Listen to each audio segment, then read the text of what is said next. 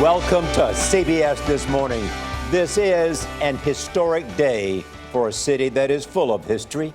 Pope Francis is in Washington on his first ever visit to the United States. His day begins with a welcoming ceremony at the White House. Norah O'Donnell is there to begin our live coverage. Nora, good morning. It's such an exciting morning. It is. Good morning to you, Gail and Charlie. That's right. I'm right here on the south lawn of the White House. They're expecting between 15 and 20,000 people all on the president's lawn to hear the Pope speak here. And Pope Francis already got a very special welcome from the president at Joint Base Andrews outside Washington when he arrived yesterday for his 5-day U.S. visit. Now, after this morning, just south of the White House, Jan, good morning. Well, good morning, Nora. You can almost feel the excitement here. People have come from across the country just to be here. They started lining up yesterday afternoon. Many of them camped out overnight just to try to get a good spot along the parade route. And by the time it starts, this crowd is expected to grow by tens of thousands.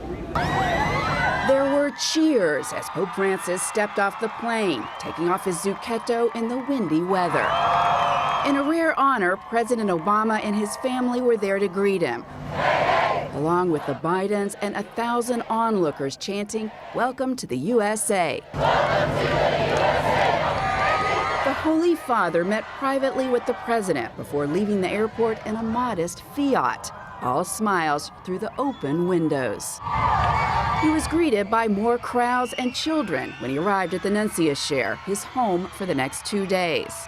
But the more formal red carpet will be rolled out this morning.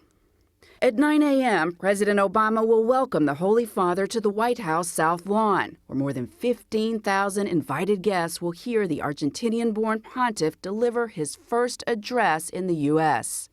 At 11 a.m., the Pope hops in his Pope-mobile for a short parade. Tens of thousands are expected to gather, hoping for a glimpse. A half hour later, the Pope will lead midday prayer with U.S. bishops at St. Matthew's Cathedral. And at 4:15 p.m., he'll head to the Basilica of the National Shrine of the Immaculate Conception, the largest Roman Catholic church in North America. The Pope will deliver Mass before a crowd of as many as 30,000 and elevate a Franciscan monk from California to sainthood, the first ever canonization on U.S. soil.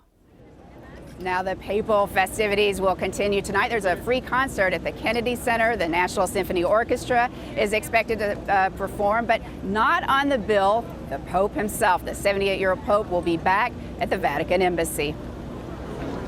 All right, Jan, thank you so much.